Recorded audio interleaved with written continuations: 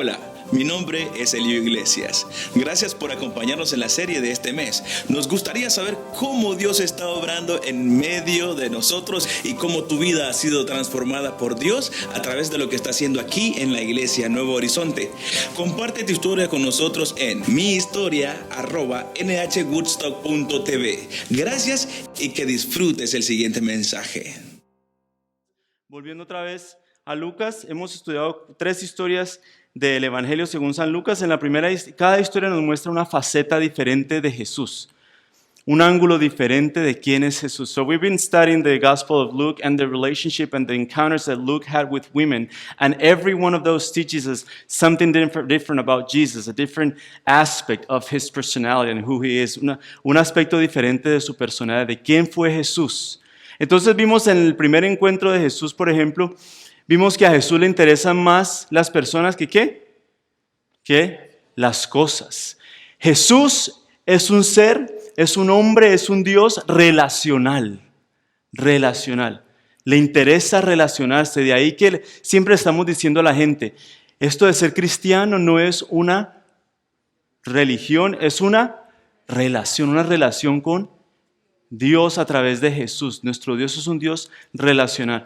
En el segundo pasaje, que fue cuando vimos la historia de la mujer que tenía una enfermedad horrible, tremenda, y en su corazón ella decía, si tan solo tocar el manto de Jesús, seré salva. Y a través de esa historia aprendimos que aunque Jesús todo lo puede, hay una cosa que Él no puede hacer. Y es ignorar el clamor desesperado de alguien que lo necesita. Y ese sigue siendo el mensaje hoy para ti. Si tú necesitas de Jesús y tú le clamas, y tú lo buscas, si tú tal vez estás aquí visitando y no te esta idea de Dios, esto de Dios como que no me convence mucho, yo te invito a que le preguntes, a que digas, Dios, muéstrate en mi vida, muéstrame que eres real, haz algo en mi vida, y Dios no te va a desilusionar. Él no se puede quedar quieto, Él no puede ignorar el clamor desesperado de alguien que lo necesita. La semana pasada vimos otra historia de una mujer que viene y empieza a adorar a Jesús de una manera extravagante, de una manera así sin límites, sin limitaciones, de una manera, la palabra que usé fue exuberante. Y entonces decíamos cómo Jesús perdona. Y cuando Jesús perdona, esa es la respuesta que sale de nuestros corazones. Y un pensamiento que me quedó la semana pasada, que quiero compartir con ustedes es, ¿qué pasaría si todos nosotros nos viéramos como los pecadores que somos, perdonados por Jesús? ¿Qué tal si en vez de saludar a alguien, hola hermano, hola amigo, ¿cómo estás? Hola pecador, ¿cómo estás? Y te devolviera el saludo y te dijera, bien, ¿y tú pecador, cómo estás? Bien, y nos recordáramos todo el tiempo que todos a los ojos de Dios estamos ¿cómo? En el mismo nivel. Unos hemos sido perdonados por la misericordia de Dios porque hemos aceptado el perdón de Dios, otros no, pero pecadores somos todos. ¿Qué diferente veríamos a las personas? Dejaríamos tal vez de sentirnos a veces superiores o mejores a otros que vemos por allá afuera haciendo cosas que yo también las hacía, así que no venga aquí a sentirse superior. ¿Qué diferente sería? ¿No es cierto? Bueno, tengo 2 cosas más que decir y ya comienzo el mensaje, ya llevo 10 minutos hablando. Mi esposa tiene 39 semanas de embarazo, si ven que yo salgo corriendo aquí en cualquier momento, ya saben por qué. Esa es la primera, la segunda, mi mamá nos está visitando, entonces quiero que le den un saludo ahí también, gracias. Bueno, yo espero que la próxima semana ya haya bebé, pero de pronto no hay bebé, así que la próxima semana también estaré mirando hacia allá a ver qué pasa. Muy bien. Oremos. Señor, gracias por cada persona que está aquí, Señor, porque tú conoces cada historia, tú conoces cada corazón, Señor, y tú te interesas por cada uno de nosotros. Señor, que hoy salgamos de aquí sintiendo eso, sabiendo eso, Señor, que somos importantes para ti, que valemos, Señor, y que nuestra historia vale para ti. Señor, te lo pido en el nombre de Jesús. Amén.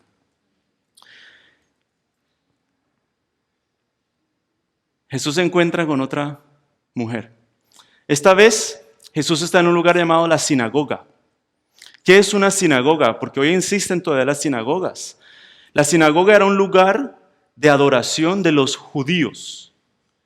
Si usted va, por ejemplo, hay unas en Roswell, hay otras en Sandy Springs, hay sinagogas, son edificios donde van los judíos, todavía hoy en día, a adorar a Dios. En el tiempo de Jesús, la sinagoga era un lugar muy especial.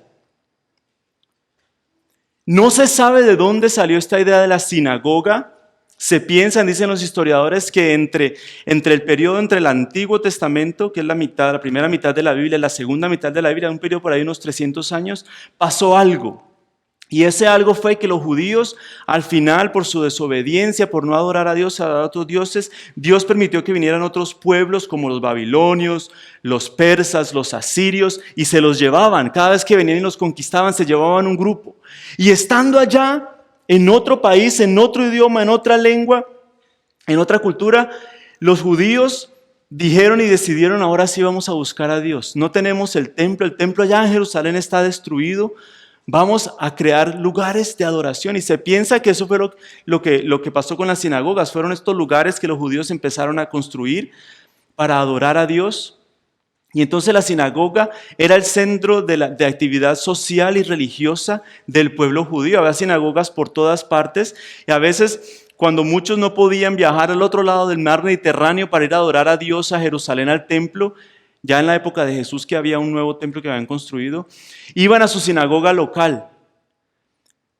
De ahí el hecho de que después de que nació la iglesia cristiana, la sinagoga siguió siendo un centro muy especial. El apóstol Pablo, si ustedes leen el libro de Hechos, iba mucho a las sinagogas y desde ahí empezó a predicar y hablar de Jesús. Era un lugar muy especial, era un lugar no solamente de adoración a Dios, sino también cuando había reuniones así de la comunidad o algún problema, la sinagoga era el centro de reunión.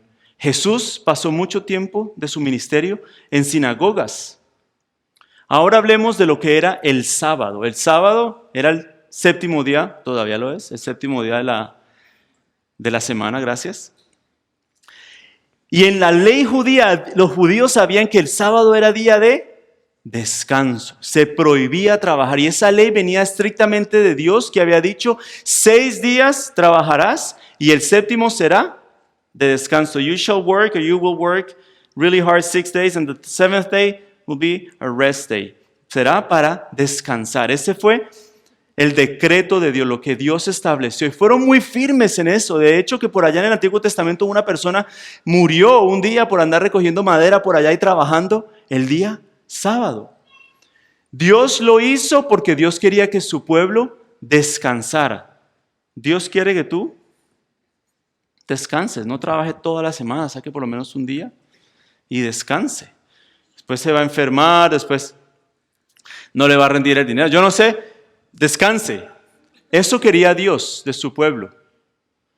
Ahora, los judíos habían tomado este mandamiento de Dios y lo habían llevado hasta un extremo de religiosidad, de decir: bueno, si una gallina pone huevo el sábado, la gallina trabajó, ese huevo está condenado, no lo podemos comer. Es en serio. Y no se comían el huevo porque la gallina había trabajado mucho poniendo el huevo. Entonces miren lo que pasa. Voy a estar en Lucas capítulo 13, versículo 10. Lucas, yo no he comentado esto, pero a mí me encanta Lucas, y una de las razones por las que me encanta Lucas es por su personalidad. Yo no sé si usted sabía, pero Lucas, su profesión era, ¿cuál? Médico. En la despedida del apóstol Pablo a la iglesia de los Colosenses, de Colosa, los colosenses, dice: saludos de Lucas, el médico. Así sabemos que Lucas era médico.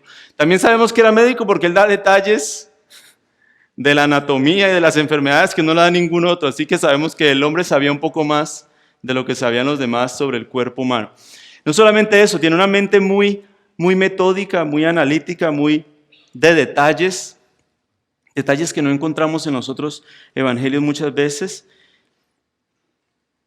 Pero esta vez Lucas describe las cosas un poco diferente, porque el problema de esta mujer, aunque era un problema físico, no era por causas físicas. Leamos, dice: enseñaba Jesús en una sinagoga en el día sábado, el día de reposo.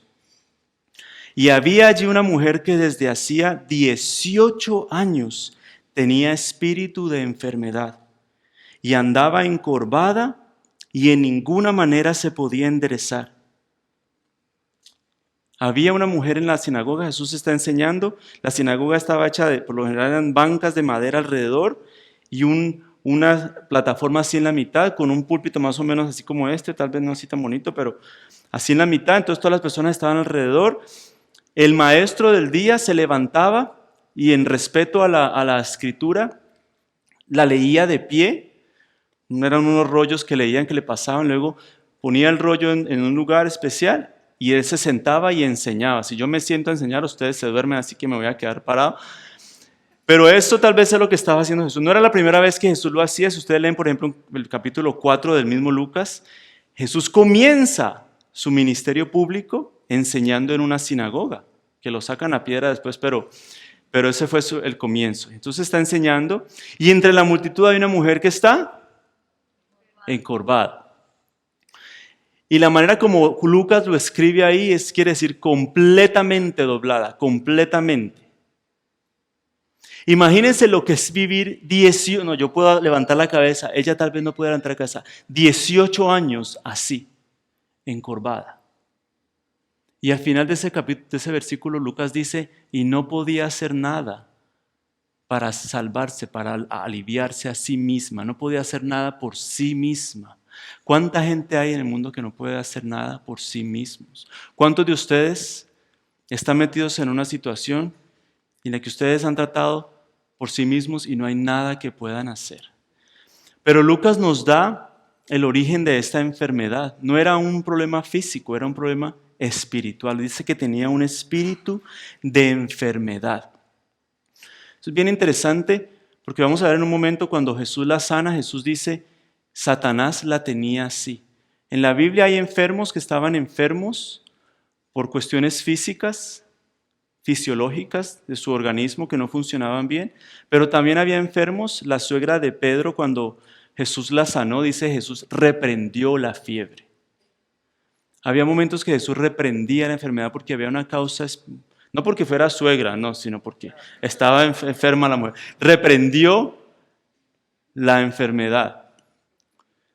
Entonces yo quiero que piense que hoy en día quizás es igual. Hoy en día hay personas que están enfermas del cuerpo, pero también hay personas que están enfermas del alma. Y para esa enfermedad no hay médico que le pueda, no hay medicina que le cure. Y así estaba esta mujer, 18 años encorvada. Jesús, cuando la vio, versículo 12, la llamó y le dijo, mujer, eres libre de tu enfermedad. Y puso las manos sobre ella y ella se enderezó y glorificaba a Dios. La llama, la ve, la llama, pone sus manos sobre ella, le dice, mujer, eres sana de tu enfermedad. Al instante, ella es sana, se levanta y glorifica a Dios. Jesús. Y si hay algo que podemos ver en todas estas mujeres, es que nadie conocía bien por lo que estaban pasando, solamente ¿quién? Jesús. Mujer, Jesús conoce por lo que estás pasando hoy. En lo más profundo de tu corazón, donde duele más, donde pesa más, Jesús te ve y Él te conoce. ¿Cuántos de ustedes, si yo les preguntara, cuántos de ustedes sienten que hay alguien que los conoce bien? Que conoce lo que te gusta, lo que te disgusta, lo que te enoja, lo que te apasiona, lo que te mueve, lo que te hace llorar. Que si alguien le dice a alguien más algo de ti, tú sabes que no es verdad porque tú no... Alguien que te conozca así. Vivimos en un mundo donde estamos conectados mejor que nunca. Yo le puedo ver la vida a un montón de gente que ni me importa, pero ahí están todos los días. Ay, mira lo que puso. Ay, mira dónde fueron. Ay, que estuvieron de vacaciones en España. Ay, que tuvieron hijos. ¿Y ese quién es? No sé, pero tan lindo que está el niño. Y vivimos conectados supuestamente con todo el mundo. Usted vive conectado con gente que vaya en su país, con gente que conoció algún momento, con gente que otra vez ni conoce y en qué momento le dio su nombre, que lo metieron en Facebook, con gente que usted no tiene nada, no quiere saber nada porque lo que ponen es horrible, pero no los quita porque le da pena. A mí también me pasa lo mismo. Pero si dijéramos, ¿cuántos me conocen de verdad? ¿Cuántos saben lo que hay adentro de mí? ¿Cuántos conocen mis experiencias, mi dolor, mis alegrías, mis fracasos, mis temores, mis dudas, mis debilidades? Pocos. ¿No es así? Porque como que nos hemos aislado del mundo y sabe que a veces ni nuestra esposa ni nuestro esposo nos conoce de esa manera. Porque hemos aprendido a construir barreras, a construir muros que mantienen a los demás por fuera, que nos mantienen seguros, pero ¿sabe qué también? Nos mantienen muy solos. Y tal vez tú estás experimentando esta soledad. Esta mujer llevaba 18 años encorvada, sin ni siquiera tener la dignidad de poder mirar a quien le hablaba. Jesús viene y con la misericordia que solo tiene Jesús porque conocía su dolor, la sana y ella se levanta y glorifica a Dios. Y ojalá la historia terminara y ojalá la historia fuera que ella salió corriendo alabando a Dios y fue y le contó a todo el mundo, pero la historia no termina ahí, porque miren lo que pasó. Pero el principal de la sinagoga, el líder de la sinagoga, el que estaba encargado de mantener el orden, de imprimir los boletines, de llamar al músico para que estuviera a tiempo, no había músico. El que estaba encargado de que todo saliera bien, el que no quería que hubiera desorden, estoy buscando una palabra que todos entiendan porque me salen las palabras colombianas que nadie sabe qué significan, pero que no hubiera desorden, que todo el mundo estuviera en paz. El encargado de la sinagoga se pone de pie y dice, enojado de que Jesús hubiese sanado en el día de reposo, dijo a la gente, otra vez lo voy a leer, pero el principal de la sinagoga, enojado de que Jesús hubiese sanado en el día de reposo, dijo a la gente, Jesús la sana, pero él se para y habla con la gente. Yo creo que no tenía muchas ganas de ver la cara a Jesús. Le dice a ellos, 6 días hay en que se debe trabajar. En esos días, vengan para que los sanen, pero no en el día de reposo. ¿Qué tal esa?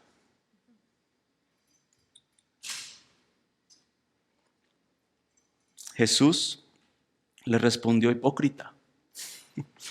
Hipócrita. La palabra hipócrita viene del griego. En la cultura griega, de ahí es uno de los lugares donde nació el arte del drama, de la actuación. Y a los actores se les llamaba hipócritas. Las máscaras que se ponían se llamaban hipócritas. Jesús le dice a este hombre hipócrita. Miren, yo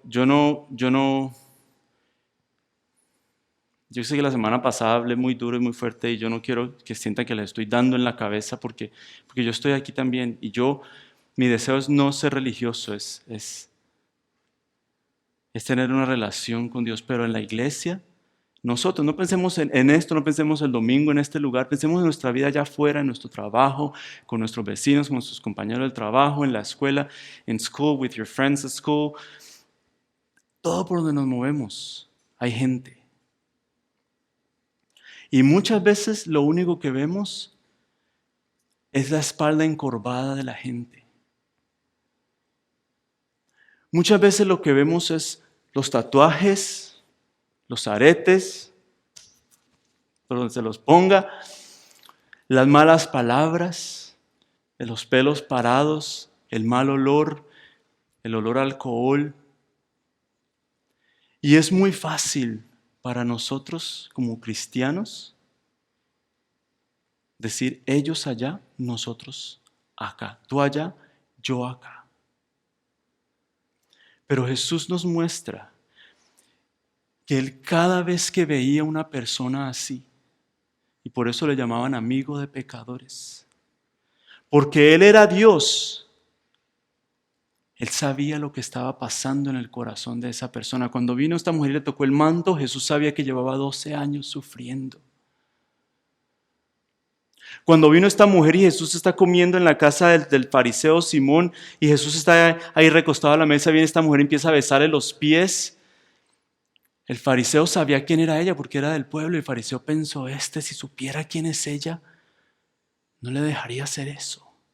Pero Jesús sabía. Si nosotros supiéramos por lo que ha pasado la gente, dejaríamos de juzgar y criticar tanto. Si tú te tomaras y yo me tomara el tiempo de escuchar lo que ha tenido que vivir esa persona que critico, esa persona que me hace la vida imposible a veces, ese mal jefe que tengo en el trabajo, ese compañero de trabajo que no lo soporto, ese esposo que yo no me la aguanto, esa esposa que... Pero ¿cuántos de nosotros sabemos lo que hay en su corazón? Yo te voy a decir algo. Jesús conocía la historia de cada una de estas personas. Jesús conocía la historia de esta mujer. Y el conocer esa historia hizo que a pesar de todas las expectativas, a pesar de todas las normas sociales y morales que decían no la toques, no hagas nada, es sábado, estamos en la sinagoga, respeta, a pesar de todo eso, porque él conocía su historia,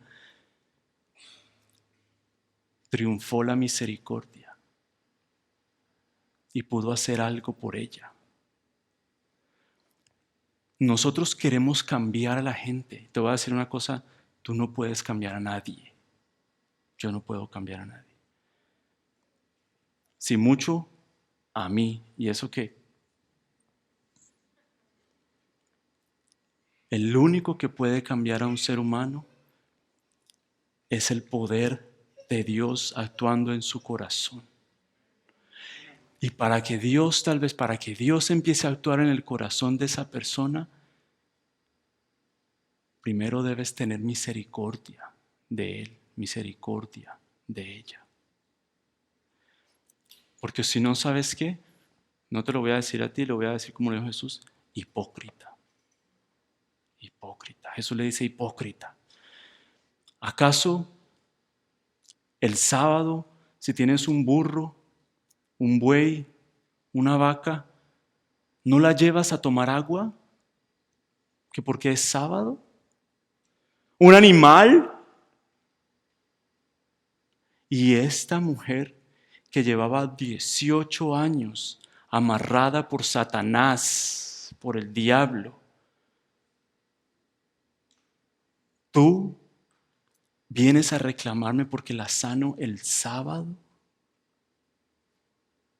Y el pasaje termina diciendo, muchos glorificaban a Dios y daban gracias a Dios. Y lo voy a leer, versículo 17, al decir estas cosas, se avergonzaban todos sus adversarios. Otra traducción dice, se sentían humillados todos sus adversarios, todos los que se le oponían. Pero no solamente eso, todo el pueblo se regocijaba por todas las cosas gloriosas hechas por él. Así va a ser. Muchos te van a criticar, pero muchos también van a dar gloria a Dios. Jesús podía tener misericordia de las personas porque conocía su historia. Jesús conoce tu historia y se interesa por ti. Las personas ven la cara amargada, las personas ven, como dije ahora, los tatuajes, el pelo, las personas te ven afeminado, te ven más lesbiana o te ven lo que sea. Las personas te ven un vago, te ven un borracho, te ven un sinvergüenza. Puede que hasta tú también te veas así. Pero Jesús conoce tu historia y se interesa por ti y te ama. Por eso ese día triunfó la misericordia. Déjame termino con esto. Porque Jesús conoce mi historia y me ama y se interesa por mí. Yo estoy llamado a conocer tu historia también, para poder un día tener también compasión y misericordia de ti. Voy a terminar de esta manera. Voy a invitar a los ancianos en un momento que pasen aquí al frente, mientras Eliud toca, y voy a invitarte a que pases. Pero escucha esto, vas a pasar ¿por qué? Y no estás obligado, es completamente voluntario, no sientas que te vamos a criticar y nos vamos a quedar aquí mirando. No, es solamente si en tu corazón nace hacerlo. Si tú llevas una joroba de 18 años, de 12 años, de lo que sea, y tú andas cargando con algo, y tal vez te han criticado, te han juzgado, pero es una carga que llevas en tu corazón, yo no sé. Sea de tus fracasos, sea de cosas que te hicieron a ti. Yo te voy a invitar a que salgas aquí, saliendo aquí digas, yo soy como todos. Y soy honesto, soy honesta conmigo mismo. Y aquí vengo, Jesús, a que alguien ore por mí. Aquí vengo a demostrar que tengo una historia, que no me avergüenzo de ella, pero que quiero que tú cambies mi historia.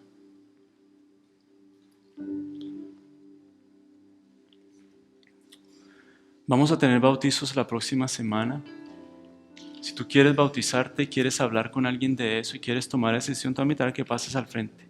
Invitar a Alan y a Agustín que pasen, por favor. Aquí va a haber 2 de los ancianos. Yo voy a bajar en un momento y vamos a estar orando contigo. Si tú quieres compartir con nosotros algo por lo que quieres que oremos, véngase Tomás. Tomás también me va a pedir que esté aquí orando. Vénganse. Queremos orar por usted. Queremos ayudarle a llevar esa carga.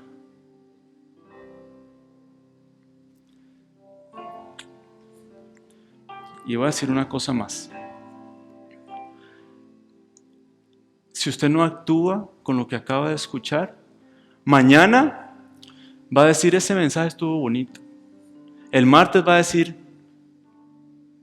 no me acuerdo qué predicó, pero estuvo como bonito. El miércoles ya no se va a acordar de nada. Y yo no me ofendo, así es, yo no espero que usted se acuerde. Pero la única manera en la que usted va a cambiar es haciendo algo al respecto. Y le voy a decir claramente lo que tiene que hacer esta semana. Es más, lo debe hacer hoy, yo creo. Hoy, hable con alguien. Si no está aquí esa persona, mándele un mensaje de texto, hable con alguien, dígale, ¿qué tal si nos tomamos un café esta semana? ¿Qué tal si vienes a mi casa, voy a tu casa? Si no tiene mucho, vayan a McDonald's, si tiene mucho, vayan a Starbucks. Pero dígale, vamos. Y esta semana, con alguien de su mismo sexo, vaya a un lugar y cuéntele su historia. Usted vaya y pregúntele a esa persona, solo tiene que hacer, vaya a preguntarle a esa persona, cuéntame tu historia. Porque tal vez usted nunca se la ha contado a nadie. ¿Qué mejor lugar que la iglesia de Dios para conocer nuestra historia, para darla a conocer, para sentir que otros nos aman y tienen compasión de nosotros? Si le cuesta mucho contar tu historia, se la va a poner más fácil. Bueno, no muy fácil, pero va a decir, comparta una experiencia difícil que ha tenido en su historia, en su vida. Si le cuesta contar toda su historia, empiece por ahí. Ni siquiera lo más difícil, una cosa difícil. Y usted que va a ir a acompañar a esa persona, escúchela, escúchela, escúchela. Y al final diga gracias. Gracias por contar. Eso es todo. Pero hágalo. Hágalo. Porque usted necesita sacar lo que tiene adentro. Y hay gente que necesita también recibir la compasión, la misericordia que usted le puede ofrecer Jesús a través de ti. ¿Qué más? Si no pasa aquí en la iglesia, ¿dónde va a pasar? Jesús conoce tu historia. Jesús se interesa por ti.